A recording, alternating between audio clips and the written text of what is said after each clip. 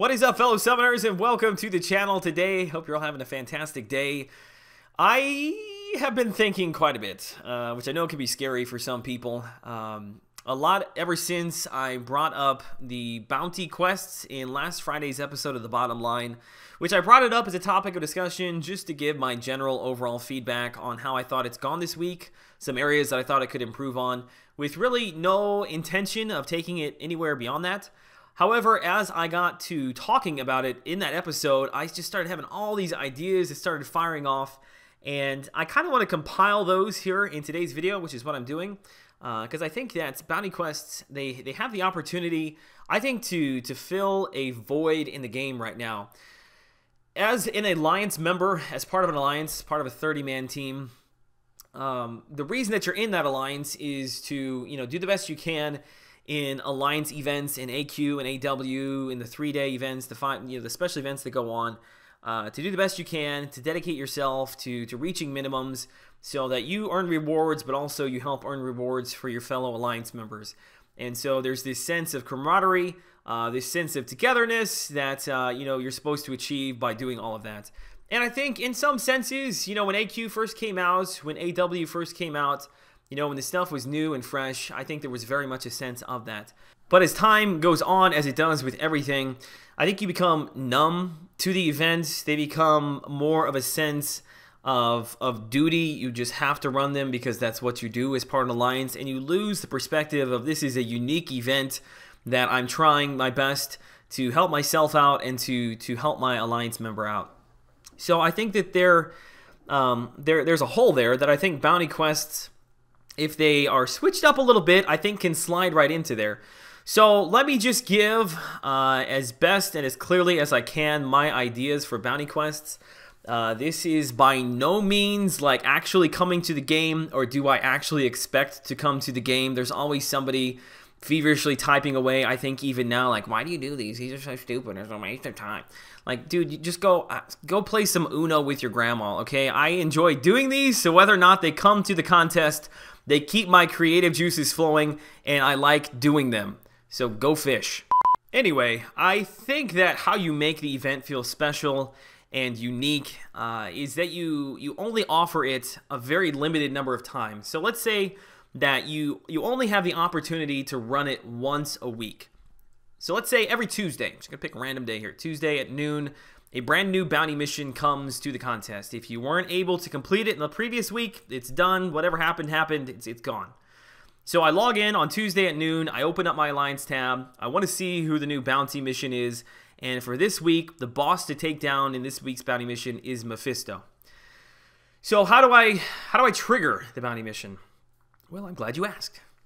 There will have to be several, let's say 10 tiers or more. And think of the tiers as a difficulty level. The higher the tier, the more difficult it is, because you have alliances, 15 million plus, you have alliances that are 1 or 2 million. There has to be kind of a large range of difficulties there for each alliance to pick from. So let's say that each tier, it costs a certain number of bounty points, whatever you want to call them, to unlock. And the way that you earn those points is nothing special. You earn the points by just playing the game as you normally would. You get points for every time you win an arena fight.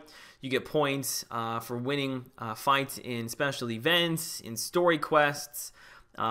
Maybe you earn points by hitting the help button, 1,000 loyalty points, maybe turn into 1,000 bounty points every day. So you're gathering as a group. You're all working towards whatever tier it is that you're trying to unlock. So let's say you're in a 10 million rated alliance. You're not in the upper crust. You're not in the lower end. You're shooting for the difficulty right in the middle. Tier number 5, difficulty number 5. Okay, that's going to take, let's say, I don't know, 2 million points to unlock. So you're all working together. It's going to take you, all day Tuesday, Wednesday, Thursday, Friday, and then finally Saturday you hit 2 million points. You've decided that's the tier that you want to unlock. That's the difficulty level that you can handle, because if you go above that, you're not going to be able to finish it. You're not going to get any rewards. So you unlock tier number 5 on a Saturday. As soon as you unlock that, you have 24 hours to complete it. Now, it's going to be 3 separate battle groups, just like you're familiar with in AQ and AW, so everyone will need to be assigned and know where they're going. However, unlike your normal AQ, AW, you can't all just kind of join as you want. The battle group will not open up for you to join until all 10 members have locked in their choices of characters that they will be bringing in. It will open up, you'll have the end boss, which is Mephisto, and then you will only have 2 fights before you get to Mephisto. And the reason for that is everybody can only fight with 1 character. You can bring in 5 characters for the synergies, but whatever character you choose to fight with, that is the only character you can use, and you may not use resources. So this feels like a very high stakes kind of event. It only runs once a week. There are no takebacks, so to speak. If you mess up, it's not like you can spend a bunch of units and resources and go back in there. You are relying on your skills and relying on the alliance member next to you in your battle group. So you've got your final boss, Mephisto, and you've got 2 fights right before that, which the 2 fights right before that, you want to have difficult, but you don't want to have like way over the top. You know, a lot of the buffs that we see in Act number 5 right now, a lot of the new ones coming out, you know, maybe those could rotate with those first 2 mini bosses, quote unquote. Masochism, Caltrops, whatever, stun immunity, unblockable S2, and those will just be a very random assortment. And those will be randomized as well. You will not know who you're fighting for those 2 mini bosses. You will only know the final boss is Mephisto. So what that is going to create is it's going to be, you know, you have to think like, okay, what if we go in there and the 2 mini bosses, let's say it is, you know, I don't know, Dormammu, okay? So maybe we need to bring in some sort of power lock to deal with Dormammu so we don't get the degeneration. Or maybe it's some sort of an immune character, so we're going to bring along characters, you know, let's say it's Abomination, so we want to bring in some poison immune characters. So what I'm trying to get at is, as your group of 10, you're going to want to make sure that, yes, you plan for, you know, fighting Mephisto, but maybe there's also 3 or 4 people in the group that are bringing along poison immune or bleed immune or power control champs, just in case, because you don't know who that mini boss is going to be. Okay, so everybody gets to run in once. So there's 10 people in a battle group. Hopefully you can get through the first 2 mini bosses, you know, with maybe only 3 or 4 deaths. So that leaves, you know, 6 or 7 people to be able to run up against the final boss there. And the final boss is going to have an increasingly difficult buffs, an increasing number of health points, to the point where, you know, up in the top tiers, you're looking at, you know, maybe 1.5 million, 2 million hit points. And it's still going to be, I would say, probably anywhere between a 2 and 3 minute timer. And remember, once you go in there, once you're dead, you're done.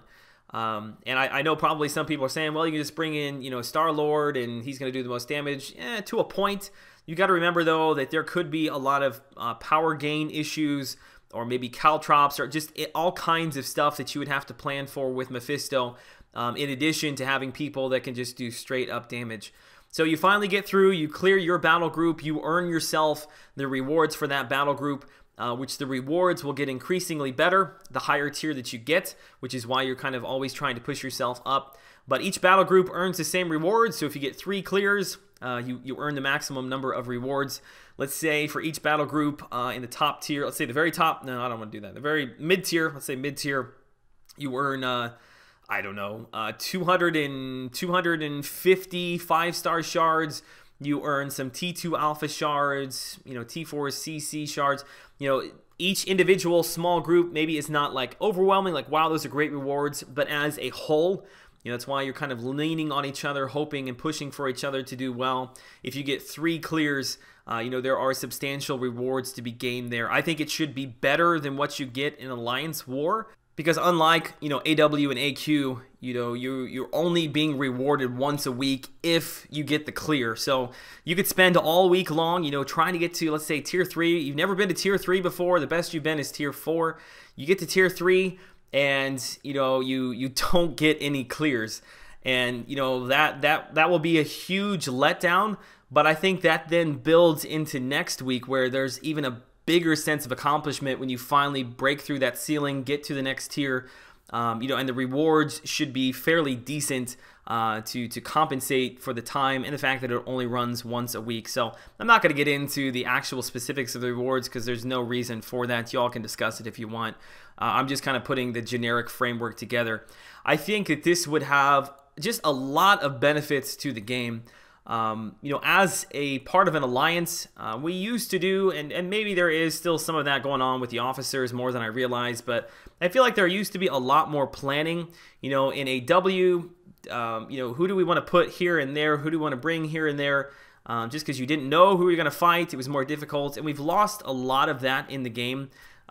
So if you have bounty missions and you know who the final boss is, you don't know what buffs he'll have, and you don't know who the 2 mini bosses will be, it's going to require a lot of thinking beforehand. If you've only got one character that you can fight with, and when they're dead, they're gone. There's going to be some planning that takes place. I'll bring power control. Who else is going to bring power control? Okay, who's going to bring the damage? Who's going to bring the immunities?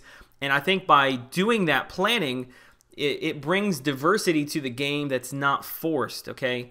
So instead of, you have to bring diversity because then you get points, there's diversity that comes because we're trying to plan for a wide range of what could be's.